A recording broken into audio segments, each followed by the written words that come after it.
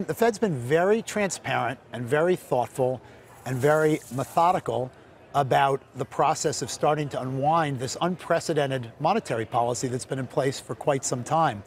I think they've done a good job, being clear and transparent. And again, things have to be put in perspective. While there's been a movement up in rates, and I do think interest rates can have an impact on the market, I would certainly not call rates high in any way right now. And you don't have to go back, that far in history to just have a different perspective. In fact, I think about my career.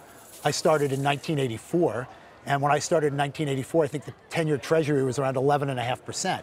So, there are different environments, different things that can affect rates over time. But I think the Fed has been pretty transparent.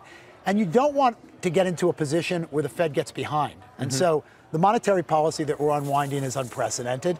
And I think the Fed's being very thoughtful about that. And I think where we can get into trouble is that at some point in time, rates start going up faster than everyone expects and the Fed gets behind. That's what we saw in 1994. And when you talk to companies and corporates, how has their view on how strong they're feeling changed in the last 12 months? Yeah, I think corporate sentiment still, is still pretty strong.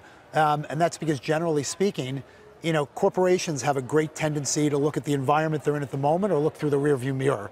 And so there's a lot of momentum with respect to corporate earnings. Corporations, now that tax reform's been done, generating a lot of cash. They're deploying that cash either in the form of investment or M&A or also returning it to shareholders. And I think corporate sentiment's still pretty high.